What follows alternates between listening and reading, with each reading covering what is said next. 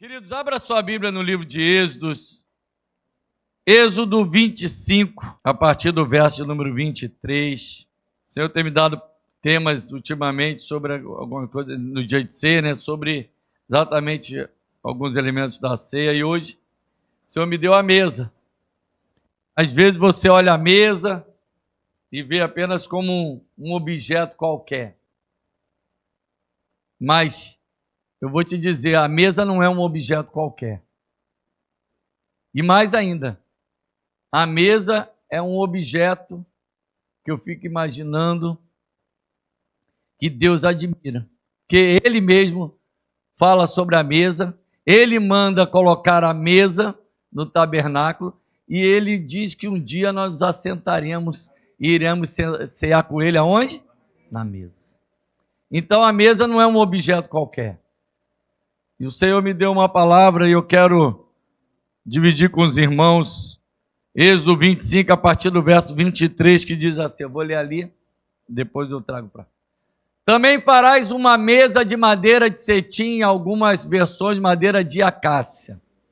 O seu comprimento será de 2 côvados, da sua largura de 1 côvado, da sua altura de 1 côvado e meio. E cobrirás com ouro puro. Também lhes fará uma coroa de ouro ao redor. Também lhes fará uma moldura ao redor, de largura de 1 mão, e lhes fará uma coroa de ouro ao redor da moldura. Também lhes fará 4 argolas de ouro, e porás as argolas nos 4 cantos que estão nos seus 4 pés. De fronte da moldura estarão as argolas, como lugares para os varais, para se levar à mesa. Farás, pois, esses varais de madeira de cetim, cobri-los com ouro, e levar-se-ás com eles à mesa. Também fará os seus pratos, e as suas colheres, e as suas cobertas, e as suas tigelas, com que se hão de cobrir. De ouro puro os farás. E sobre a mesa porás o pão da proposição perante a minha face continuamente. Aleluias, continuamente. Amém? Vamos orar. Senhor, em nome de Jesus, algo que o Senhor nos dá, algo que o Senhor nos ordena, algo que o Senhor orienta o teu povo ali em Israel para fazer. E eu creio, Pai, que o Senhor nessa noite também, Pai, se alegra em ver essa mesa posta. Porque nessa mesa nós lembramos e celebramos, Pai, aquilo que o Senhor fez por nós e nos deu como ordenança, a ceia do Senhor. Nós te louvamos, Pai, porque nós entendemos que para nós é um privilégio, uma honra, Pai, poder participar dessa mesa. Mas, Senhor Deus, nós queremos dizer que estamos ansiosos por um dia estarmos na mesa no céu, onde nós iremos participar das bodas do Cordeiro. Ali, Senhor Deus, não haverá mais choro, tristeza, angústia, dores, não haverá mais doença, não haverá mais morte, Pai. Por isso, Senhor Deus, nós já te louvamos, já te celebramos, porque certamente, Pai, o nosso coração anseia por algo que verdadeiramente irá acontecer. E isso, Pai, para nós é motivo de celebração. Por isso, Pai, nós te louvamos nessa noite. Te pedimos ao amado Espírito Santo que possa agora, Pai, convencer, converter, Pai, cada coração a Ti nessa noite. E em nome de Jesus, tira de nós tudo aquilo que não provém de Ti, tira de nós toda ansiedade, todo pensamento lá fora, porque nessa hora só importa, Senhor Deus, te adorarmos e ouvirmos a Tua palavra. Por isso, Senhor Deus, fala conosco. Assim nós oramos em nome de Jesus. Amém. Amém? Pode sentar, querido. Glória a Deus. Mesa. Lugar tão importante. Lugar em que as grandes reuniões acontecem. Lugar em que pessoas têm níveis de intimidade. Você sabe quando a pessoa tem intimidade com a outra? Quando ela se assenta à mesa com a outra. Isso é tão real que se você for num restaurante e tiver 100 mesas e só tiver uma vazia, as outras só tiver uma pessoa sentada em cada mesa, você certamente vai escolher aquela que está vazia. Por quê? Você não tem intimidade com as outras pessoas que estão sentadas nas outras mesas. Então, quando você se assenta à mesa com alguém, é porque você tem um mínimo de intimidade, um mínimo de relacionamento. E nós precisamos, querido, usar mais a mesa para intimidade, a mesa para comunhão, a mesa para se relacionar com as pessoas. E nós vimos aqui nesse texto que era um momento em que o Senhor estava dando ordens para preparar o tabernáculo. E quando ele vai preparar o tabernáculo, eu quero te dizer que Deus é detalhista, ele vai mandando fazer cada coisa e vai mandando colocar cada coisa no seu lugar. Cada coisa no seu lugar. Então, você pode começar a partir daí imaginar e entender que a mesa tinha um lugar de importância.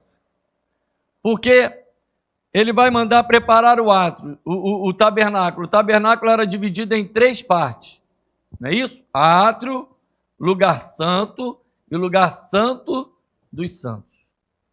E aí ele vai mandando colocar cada coisa no seu lugar e de repente ele fala assim, você prepara isso, você prepara o propiciatório, você prepara o candelabro, você vai preparando. Mas chegou na hora de preparar a mesa. E nós lemos aqui, olha só, também farás a mesa de acácia. Terá comprimento de 2 côvados, a largura de 1 côvado e a altura de 1 côvado e meio. Ou seja, não era uma mesa, faça aí de qualquer jeito. Era detalhada. A mesa era detalhada, querido. Por quê? Porque na mesa havia alguma coisa que seria colocada e que para Deus havia uma importância. E ele manda, eu coloquei aqui, por que madeira de acácia? Porque a madeira de acácia simboliza força, durabilidade e proteção, além de simbolizar uma aliança. Então não era uma madeira qualquer, não era um objeto qualquer, faça aí com uma ripazinha que sobrar, não, faça de madeira de acácia. E aí, como se não bastasse, ele diz assim, de ouro puro a cobrirás. Querido, algo que não tem valor, vai mandar colocar ouro? Então, se ele manda colocar ouro, é porque tinha valor, tinha um simbolismo. E o ouro simboliza o quê? A realeza, a divindade e a santificação, a purificação. Então, quando ele manda colocar a mesa, é como se ele estivesse dizendo, olha, vai ser um objeto em que vai simbolizar a divindade, a realeza, a santidade. Vai realizar que eu vou estar ali de alguma maneira. Mas aí o povo poderia dizer, tá, mas aonde a gente entra nessa história? Porque o tabernáculo é o símbolo de um relacionamento. Por isso é que o salmista, quando diz assim, é melhor um dia na porta dos teus átrios do que 1000 fora deles, significa que aquele lugar tinha uma importância também. E aí ele vai dizer assim, colocarás os 12 pães da proposição diante de mim perpetuamente. 12 pães, 12 tribos, aliança entre Deus e o povo de Israel. Hoje, aliança entre Cristo e a igreja, entre nós e Ele. Então não é por acaso, querido. Não vem aqui, eu vou participar, vou comer um pãozinho. Outro dia alguém até comentou, né? Pode ser, não sei nem se foi eu mesmo, porque a gente vai falando, vai ouvindo, o pão tem qualquer tamanho. Não, querido, não se preocupa com isso. Porque não é o tamanho do pão, não é a medida do pão, não é do que é feito esse pão. É um pão que eu e você entendemos que significa, simboliza essa aliança entre nós e Ele. E que só foi possível porque Ele é Deus misericordioso de relacionamento. Um Deus que gosta desse relacionamento. Então, quando Ele manda fazer esse móvel, Ele dá uma importância. E é interessante que no 29 ele diz assim, também fará os seus pratos, os seus recipientes para incenso, as suas galetas, e as suas galetas acho que são taças, né? São jarras, desculpa, e as suas taças em que se hão de oferecer libações, de ouro puros farás, ou seja, tudo que havia de ser colocado naquele lugar tinha importância, né? Eu não vou entrar no mérito, mas às vezes em casa, você bota qualquer coisa na mesa. Nós colocamos qualquer coisa na mesa. A verdade é essa. Mas a gente precisa entender o simbolismo da mesa. Quando eu estava estudando essa palavra, eu comecei a imaginar um monte de coisa, eu poderia falar um monte de coisa, mas é porque Deus nos dá uma linha, a gente precisa entender a linha que Deus nos dá. Mas quando a gente vai estudando, a gente começa a entender a importância da mesa, até mesmo no relacionamento com os filhos, de sentar-se à mesa, em que nós fomos perdendo um pouco isso. A verdade é essa, em que nós fomos trocando, né? Eu posso confessar particularmente quantas vezes eu troco a mesa pelo sofá para comer, e a gente vai ignorando. E eu falo isso, querido, porque aqui ninguém encobre os seus erros, não. Poderia eu dizer assim, eu como na mesa toda. Não. Mas quando eu estava preparando essa mensagem, o Senhor foi mostrando os meus erros também. Foi mostrando como é que a gente precisa consertar algumas coisas. E mais ainda, como hoje foram trocadas em que a gente, ao invés de conversar na mesa, a gente pega o quê? O celular.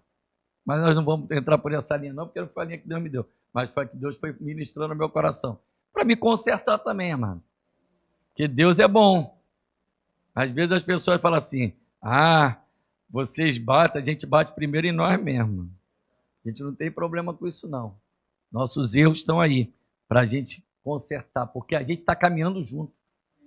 Eu aprendi com o pastor Pedro que a diferença entre ser um líder e não ser um líder é que nós somos discípulos líderes e outros são discípulos com um pouco menos de liderança. Mas todos nós somos discípulos, somos servos. Temos que aprender, estamos aqui para aprender com ele, amém? Mas aí nós vamos vendo e vemos a importância desses pães. Isso é tão real que Jesus mesmo diz que ele é o pão da vida. Isso é tão real que ele vai mostrando, que ele diz assim, o que vem a mim já não mais terá fome, porque ele tem a capacidade de nos saciar. A mesa significa que quando nós nos assentamos é para saciar a nossa fome. Você tem fome de Deus? Isso é tão real que quando ele está ali no encontro com a mulher samaritana, em que as pessoas não entendem, ele diz assim, a minha fome é outra. Os discípulos estão perguntando, mas Senhor, o Senhor disse que estava com fome, nós fomos lá na cidade com pegar pão. Meu filho, você não sabe, a minha fome é outra. A fome de Deus é se assentar à mesa contigo, querido. A fome de Deus é que você se assente à mesa com Ele e diga, Senhor, vamos ter comunhão, vamos ter relacionamento, vamos ter intimidade. Mesa é lugar de intimidade, de relacionamento. Mesa é lugar em que nós podemos nos assentar e vamos relaxar, vamos conversar, Senhor. Talvez você não tenha conversado com Deus nos quartos, como tem, ou na sala, onde for, sentar-se à mesa. Eu conheço a história de um homem, né, nesses livros que a gente lê, em que ele dizia que todas as vezes que ele se assentava à mesa, ele puxava uma cadeira e ele dizia, Jesus, se assente, por favor. E quando ele entendia que Jesus tinha se assentado, ele empurrava a cadeira com carinho. Falava assim, agora o senhor fica aqui, vamos conversar. E ali o Senhor tinha conversas com aquele homem. Como? Através do Espírito. E Deus falava, ministrava o coração daquele homem por diversas vezes. Precisamos entender que nada é por acaso. Nada foi colocado por acaso. Existia um motivo, até mesmo daquela mesa estar ali. Existia um motivo daqueles pães. Abra, por favor, Levítico 24, verso 5. Nós vamos ler até o 9. Diz assim a palavra do Senhor. Também tomarás da flor de farinha, e dela cozerás 12 pães, Cada pão será de 2 dízimas de uma efa, e as porás em 2 fileiras, 6 em cada fileira, sobre a mesa pura perante o Senhor. E sobre cada fileira porás incenso puro, para que seja para o pão, para oferta memorial. Oferta queimada é ao Senhor. Em cada dia de sábado se porá em ordem perante o Senhor continuamente, pelos filhos de Israel, por aliança perpétua. E será de Arão e de seus filhos, os quais o comerão no lugar santo, porque uma coisa santíssima é para eles, das ofertas queimadas ao Senhor, por estatuto perpétuo. Então, aquele pão que simboliza essa aliança, tinha a maneira certa de colocar, a forma correta de formar ali os pães, cada detalhe, querido. E a gente vai vendo como é importante essa aliança. É importante a mesa. E a mesa tem essa questão em que nós lemos. Bota o verso 10 para mim, André. Vê se é esse mesmo. Não, não é esse não. Mas a gente vai vendo, na verdade, como essa questão em que nós temos de os pães na mesa, na posição, na colocação. Então, quando você se assenta à mesa, querido, você diz assim, por que a gente costuma dizer assim? Quando quem senta na ponta é o lugar de honra, não é isso? Você não diz assim, quem senta na ponta é o lugar de honra. Nós, brasileiros e principalmente carioca, nós levamos um pouco mais para o lado da brincadeira e a gente diz, quem senta à ponta, ele já pagou a conta. Ele já pagou a conta por você. Ele já pagou a conta por mim e por você. Por isso que quando a gente fala, senta-se à ponta, ele já pagou. Ele pode se assentar. Ele pode se assentar na ponta, querido. Vemos que o material da mesa é o mesmo da Arca da Aliança. No verso 10 diz assim, também para uma arca, do capítulo 25 de Êxodo. Não precisa abrir não. Também para uma arca de madeira de acácia, de 2 côvados e meio será o seu comprimento, de 1 côvado e meio a largura e de 1 côvado e meio a largura. Ele vai dizendo ali todas as características, colocar ouro. Então a gente vê que a mesa está no mesmo material, na mesma importância da arca. Mas a arca simbolizava o quê? A presença de Deus. E a mesa simboliza o quê? A presença de Deus. Como? É só a gente lembrar do que Jesus fez, de como as coisas aconteceram. Porque a Arca da Aliança estava no lugar santo dos santos. E a mesa? No lugar santo. Antes de chegar no Santo dos Santos, você precisa passar por onde? Pela mesa. Antes de chegar no Santo dos Santos, você precisa passar por onde? Por Jesus. E Jesus simboliza exatamente isso, essa aliança, essa presença. Por isso que era dividido em 3 partes o tabernáculo.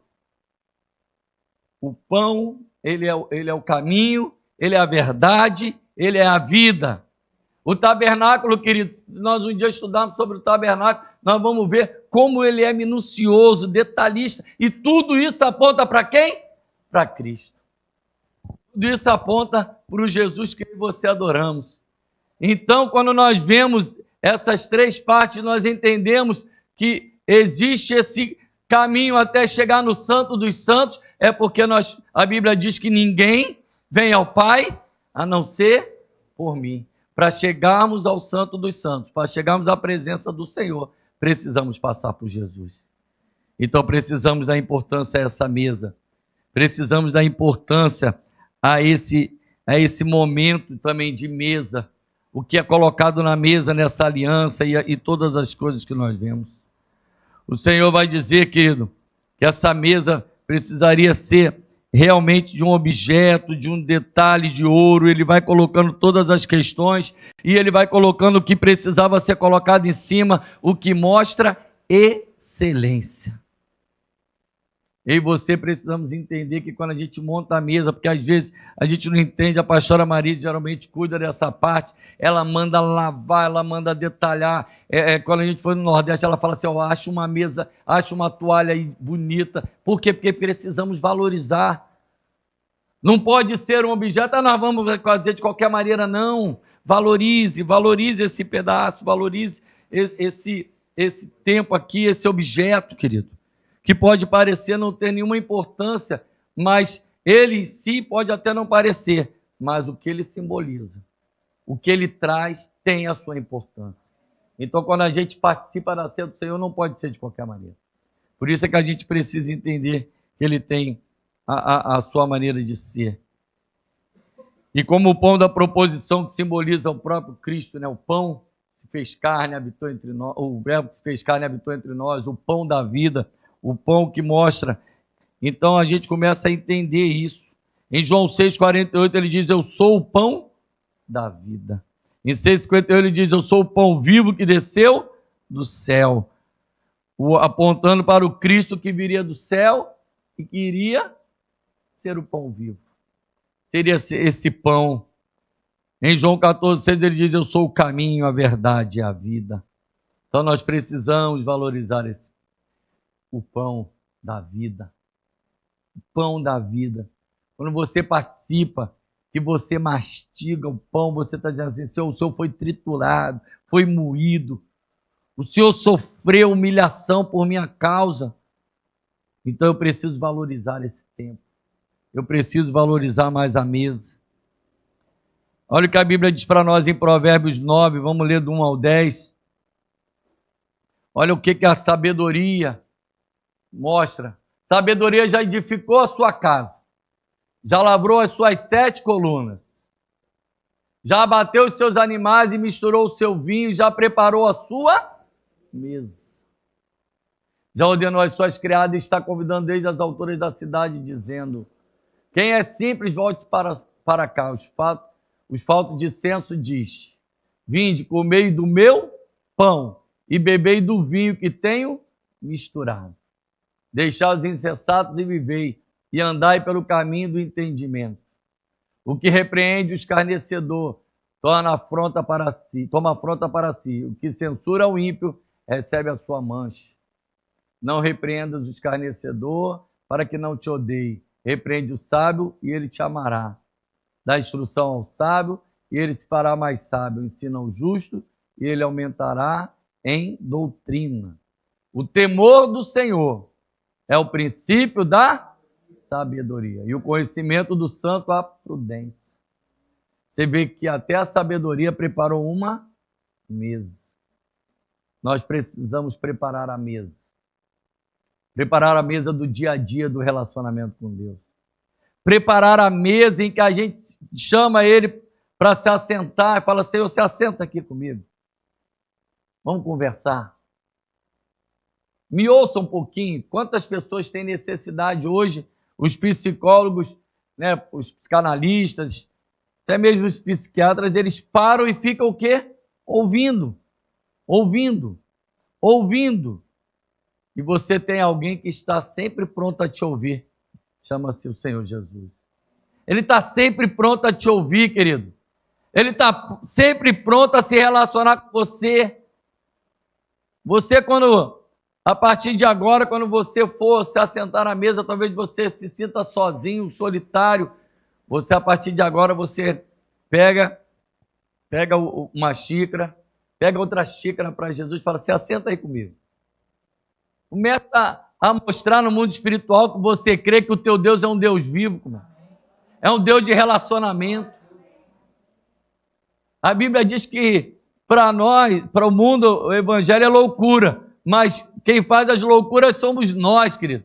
De se assentar com Ele, conversar com Ele. Você já pensou que a gente fala e as pessoas ficam olhando para a gente assim, esquizofrenia, fala sozinho, e na verdade você está caminhando, falando com Deus: Senhor, muito obrigado por esse dia. Cuida dos detalhes da minha casa, cuida dos detalhes da minha família. Você vai andando, quantas vezes vou andando no metrô, eu olho assim, está todo mundo no telefone, um ou outro no livro. Eu vou quietinho, pelo menos até grande parte eu vou conversando com Deus e falo: Senhor, cuida do meu dia, cuida da minha família, cuida da tua igreja. E vou falando com ele. E eu fico olhando, todo mundo vai falar assim, esse cara é um ET, cadê o celular dele na mão dele? Mas ali eu estou no meu momento com Deus também. A gente vai falando, Senhor, olha, eu preciso que o Senhor me dê sabedoria. Eu fui aprendendo, né? O Alan falou que o Ney fala isso, eu aprendi também. Senhor, me dá sabedoria do que eu vou falar, me dá sabedoria de como eu vou tratar o meu cliente, me dá sabedoria se eu devo oferecer alguma coisa a ele ou não. E a gente vai conversando. Então, quando você se assentar à mesa, querido, puxa uma cadeira, pega uma xícara, fala assim, Senhor, o Senhor deu importância à mesa. O Senhor deu valor à mesa. Mandou cobrir até de ouro. Mandou botar a melhor madeira. Mandou fazer com o melhor elemento que tinha na época. Então eu entendo que o Senhor valoriza isso. Senta. Vamos conversar. Vamos nos relacionar. Isso é tão real que a Bíblia vai nos mostrar, querido, que Deus, no seu dia a dia, no nosso dia a dia, Deus nos mostra alguns momentos como esse. A Bíblia diz que quando o profeta Samuel vai ungir a Davi, ele vai até a casa de Davi, né? Vai até a casa do pai de Davi, na verdade, né? E ali ele começa a conversar com Jessé e fala assim, cadê os seus filhos? Aí Jessé vai apresentando filho por filho. Enquanto isso, Davi está onde? Lá atrás das malhadas. E aí ele vai, chama todo mundo, acabou-se os filhos. Nós não nos assentaremos aonde? À mesa, até que ele chegue. Você, querido, tem uma importância na mesa.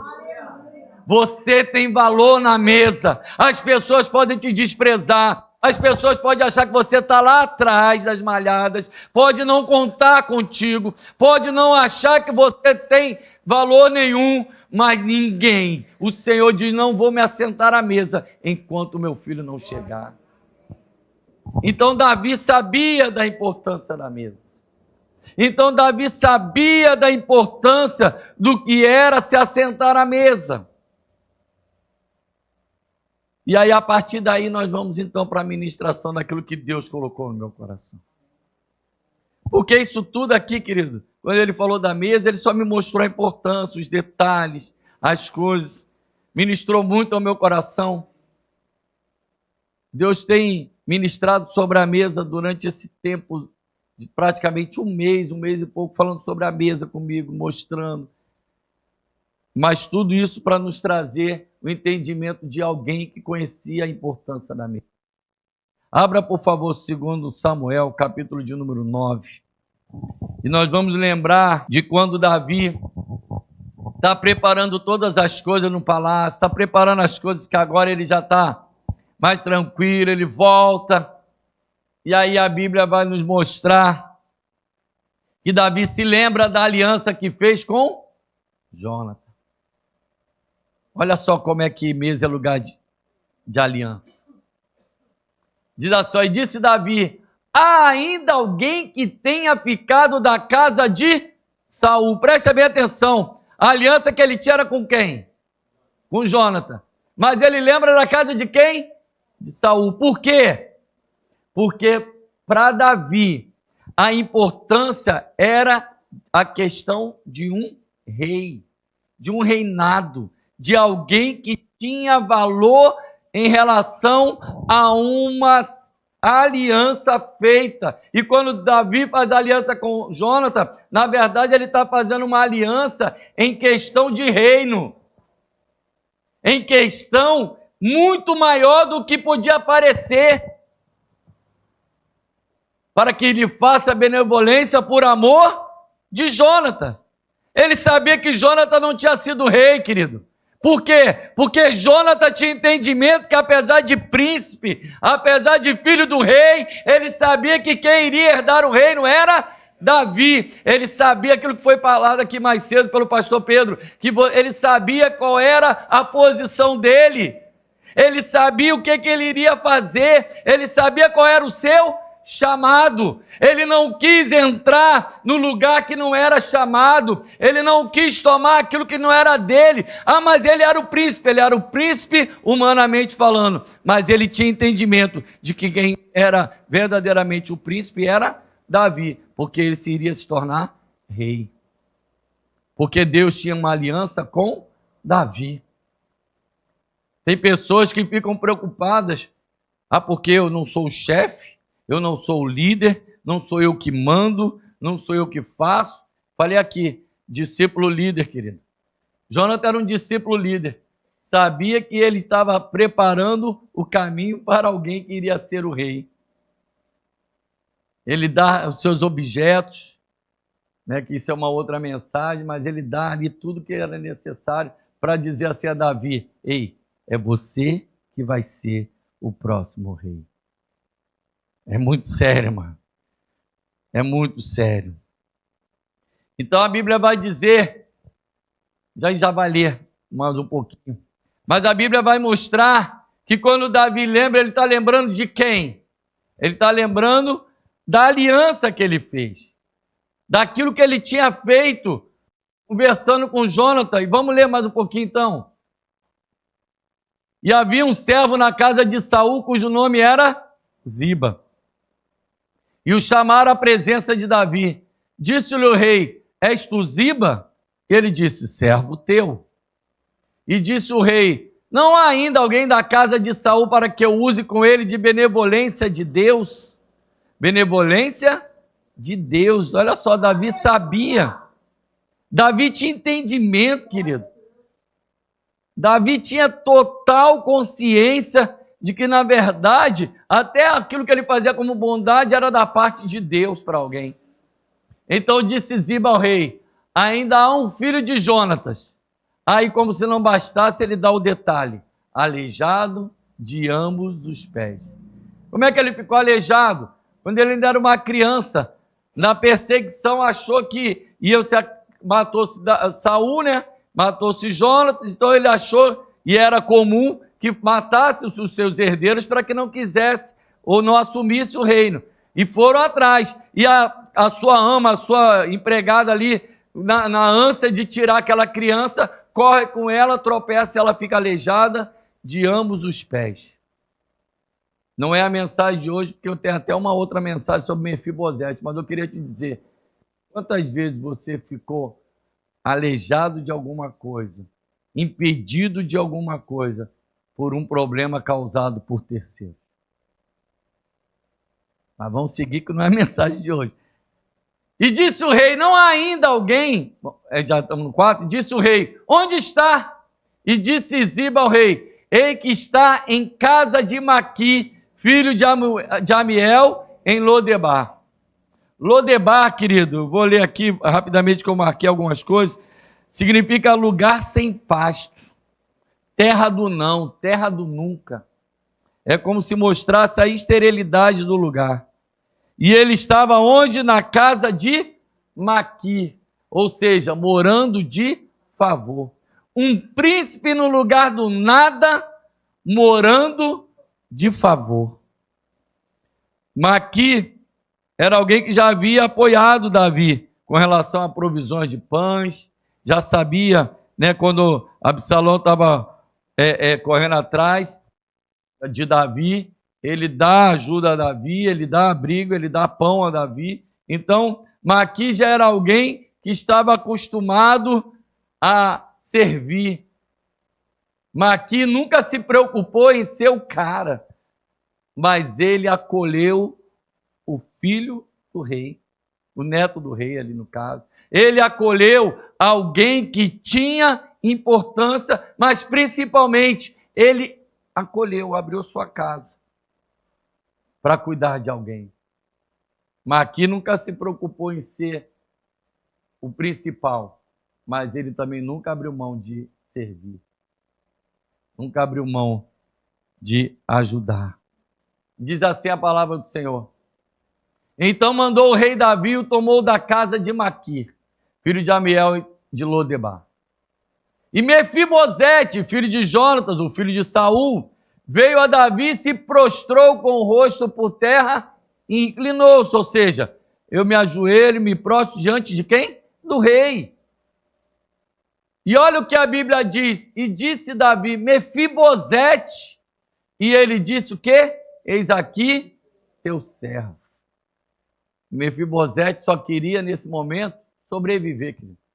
Eu fico imaginando Mefibosete dizendo assim, consegui fugir, fiquei aleijado, vivi de favor, morei num lugar que faltava pão, que era um lugar de esterilidade, um lugar de miséria, um lugar que faltava tudo, e ainda agora o rei manda me chamar para quê? Para me matar.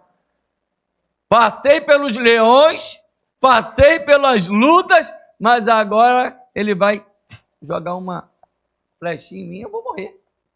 Imaginando, eu estou aqui só conjecturando, imaginando, Mefibosete pensando, está me chamando para quê? Você acha que Mefibosete achou que ele estava chamando ele para quê? Para matar ele, para acabar com ele, chega, né? Mas Mefibosete era o quê? Da linhagem real, mas estava morando de favor, estava vivendo ali como alguém que dependia de um favor. Então o que aconteceu nesse período? Mefibosete perdeu toda a identidade do reino, toda a identidade em que ele tinha anteriormente. E aí a Bíblia diz assim, disse-lhe Davi, não temas, porque de certo usarei contigo de benevolência por amor de Jônatas, teu pai, e te restituirei todas as terras de Saul, teu pai, e tu sempre comerás pão à minha mesa. Presta bem atenção.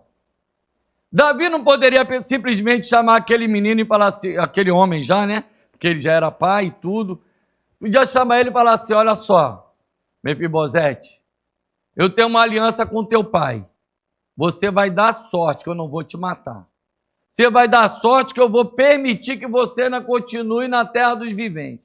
Mas presta bem atenção, nunca mais apareça aqui perto, nunca tente ousar a falar de mim, porque se eu ouvir, se eu saber, eu vou mandar te matar. Ele poderia fazer várias coisas, ou ainda no mínimo, no máximo dizer assim, olha, mas como eu tenho uma aliança com teu pai, eu vou deixar você viver aqui no palácio, porque eu falei para ele que ia ter essa aliança com ele. Mas você vai morar lá no lugar da onde? Dos serviçais do palácio. Você vai morar lá no fundão, onde ninguém vai te ver, onde ninguém vai saber quem você é. Não ouse dizer que é filho do rei, que é filho de Saul, que é da família de Saul. Não ouse dizer nada, apenas viva, sobreviva e se dê por satisfeito. Ele não poderia falar isso? Mas sabe o que ele fala? Não basta eu te colocar no palácio, eu tenho que colocar você na mesa comigo. Não basta você estar na igreja, você tem que participar de todas as bênçãos que Deus tem para a tua vida, querido. Não basta você estar no palácio, que isso aqui simboliza o palácio. Você precisa saber que o rei te recebeu, e que o rei te tem como filho.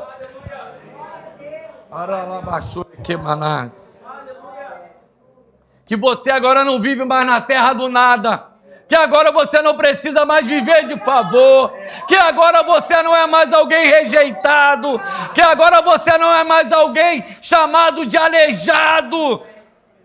Agora você vai se assentar à mesa. Esse lugar chamado mesa é onde as diferenças somem. Ali ele podia ser aleijado de ambos os pés, mas quando se assenta à mesa, ninguém vê os defeitos. Rimanais, ninguém vê os teus defeitos quando você se assenta à mesa, porque Jesus já pagou o preço. Os teus defeitos, os teus pecados, as acusações não têm mais valor na tua vida. Porque agora você se assenta à mesa como filho do rei. Agora, querido, a sua identidade vai ser restaurada. Olha só, se assentará e comerá pão à minha mesa. não basta estar no palácio, você vai se assentar à mesa comigo. É o que Davi está falando para Mefibosete. Então se inclinou e disse: quem é teu servo para ter olhado para um cão morto, tal como eu? Ou seja, a identidade de Mefibosete estava totalmente destruída. A identidade daquele moço já estava totalmente arruinada. Ele se via como o quê? Como um cão morto, como alguém sem valor, como alguém que simplesmente ia ser jogado e esquecido, abandonado, alguém que não tinha mais nenhuma importância. Mas na mesa, Davi restaura a identidade de Mefibosete e diz para ele, então chamou Davi a Saul, a Ziba, moço de Saul, e disse: tudo que pertencia a Saul e a toda a sua casa tenho dado ao filho do teu senhor. Ou seja, entrega a Mefibosete. E no 10 diz assim: trabalhar-se-á, pois, a terra, tu e teus filhos e teus servos, e recolherá os frutos para que o filho do teu senhor tenha pão para comer. Mas Mefibosete, filho do teu senhor, sempre comerá pão à minha mesa. E tinha Ziba 15 filhos e 20 servos. Agora, querido, o Senhor restaura a vida de Mefibosete através de Davi. Através de Davi ele fala: senta-se à mesa. Agora você não é mais um cão morto, agora você é filho. Agora você não é mais alguém que vive de favor, você agora vive no palácio do rei. Você agora já não é mais alguém que vive na terra do nunca, você vive na terra da fartura, você vive em Jerusalém, terra de paz. Agora você vive no melhor lugar, porque agora não te faltará mais nada, porque você agora se assentou à mesa. Agora você na mesa, você vê que você é verdadeiramente filho, porque tudo que tinha na vida de Mefibosete foi restaurado. Restituirei, toma a terra de volta. Sabe o que Davi estava dizendo? Olha, você vai ter terra, você vai ter servos, você vai ter pão, você vai ter alguém para trabalhar para você, mas sabe o que é mais importante? Você vai se assentar à mesa comigo todos os dias. Eu não quero, Mefibosete, que você dê mais importância àquilo lá do que a importância de se assentar à mesa comigo. Porque eu quero que você entenda que ali qualquer um pode ter, lá fora qualquer um pode conquistar, aí nessa terra aí do mundo qualquer um pode ter as coisas, querido, mas se assentar à mesa é privilégio de filho. Você precisa entender o privilégio que você tem ao participar dessa mesa. Você participa porque é filho, porque o sangue de Jesus foi sobre a minha vida e a tua vida. É porque verdadeiramente Ele morreu por amor a nós. E essa mesa tem importância. O Senhor restaura ali, na vida de Mefibosete, a sua identidade. Mas fala para ele: mais importante do que o que eu vou te dar é a comunhão que nós vamos ter. É o relacionamento que nós vamos ter. Não se preocupa, porque na mesa, quando você estiver sentado, você é igual aos meus outros filhos, não vejo defeito em você. Ninguém vai poder dizer que você é aleijado de ambos os pés. Você está sentado à mesa, quem te servir, vai dizer assim: é filho do rei. Você é filho do rei, querido. Você é filho do rei. Você é filho do rei. Louvado seja Deus. Porque a mesa, querido, para Mefibosete simbolizou uma nova identidade, simbolizou uma nova vida, uma nova chance. Quando você participar dessa mesa hoje, você vai dizer assim: o Senhor está me dando uma nova chance. O Senhor está me dando uma nova identidade de filho. O Senhor está me dando o privilégio de se assentar na mesa contigo. Porque se a gente for ver, querido, e eu vou somente fazer alguns comentários do que a mesa tem na Bíblia, para você entender a importância da mesa. Eu falei aqui de Mefibosete, que era onde o Senhor colocou. Mas eu fui fazer algumas pesquisas. Mesa é um lugar onde existe o livramento, porque a Bíblia diz que Esther manda fazer um banquete, e ali naquele lugar é que ela tem o favor do rei Assuero, para poder o seu povo defender-se, pelo menos, e a partir dali ele ser livre de todo o holocausto, de toda a morte que havia sobre o seu povo. Mesa é lugar de conselho, de humildade, porque a Bíblia diz lá em João 13, quando o Senhor está lavando os pés dos seus discípulos, ele começa a dizer e ensinar que, na verdade, aquele que quer ser maior precisa servir. Mesa é lugar de correção, porque a Bíblia nos mostra em Marcos 16,14, que quando Jesus repreende a incredulidade daqueles homens, é porque ele precisava entender que verdadeiramente ele precisava consertar, corrigir os erros daqueles homens. A Bíblia vai nos mostrar em Lucas 7, 36 até o 38, que mesa é lugar de honra, porque enquanto Jesus estava sentado, uma mulher pecadora unge os pés de Jesus e vai ali derramando perfume e adorando aquele que é digno de toda honra, de todo louvor. Mesa é lugar de revelação, porque em Marcos 14, 18, ali quando Jesus está com os 12 e diz que um daqueles 12 iria traí-lo. A mesa é lugar de compaixão, onde Deus não faz acepção de pessoas, porque Jesus come com os pecadores e publicanos. Mesa é lugar de gratidão, porque a Bíblia diz que após ser ressuscitado, Lázaro e as suas irmãs fazem uma ceia e servem a Jesus como gratidão. A Bíblia diz para nós em Atos 16, 34, que a mesa é lugar de alegria, porque o carcereiro, aquele que tinha medo que Paulo e Silas fossem fugir, mas na verdade ele recebe a salvação, ele recebe a oportunidade de ser salvo, e a Bíblia diz que ele se assenta, chama Paulo e Silas para sua casa, e ali se alegra pela sua salvação, e reúne a sua família. Ali a Bíblia diz para nós em Lucas 24, do 30 ao 31, que a mesa é o lugar onde o Senhor abre os nossos olhos, porque os discípulos no caminho de Emaú vão conversando com Jesus, vão conversando, mas não conseguem revelar quem ele é, não conseguem saber quem ele é, mas quando eles se assentam à mesa, em que Jesus parte o pão, abençoa o pão, naquele momento os seus olhos são abertos. A Bíblia nos mostra, querido, que mesa é lugar de salvação, porque quando Zaqueu está ali na árvore, e que Jesus fala, hoje me convém sentar, eu ir até a sua casa, e que eles estão conversando, a Bíblia diz que Zaqueu, ao se levantar, diz, hoje há salvação, hoje eu restituo tudo, porque houve salvação na vida de Zaqueu. A Bíblia não especifica sobre a mesa no caso de Zaqueu, mas a Bíblia diz que ele se assenta, aonde é que eles conversavam? À mesa. Então eu quero te dizer, querido, que quando você se assentar nessa mesa, ou quando você for participar dos elementos dessa mesa, você vai dizer, o Senhor está restaurando algumas áreas da minha vida. Hoje o Senhor me permite sentar-se à mesa. Hoje, para nós, o que diz da mesa, o que diz dessa comunhão, está lá em 1 Coríntios 11, um texto que a gente lê todo mês, mas existe um texto para mim e para você.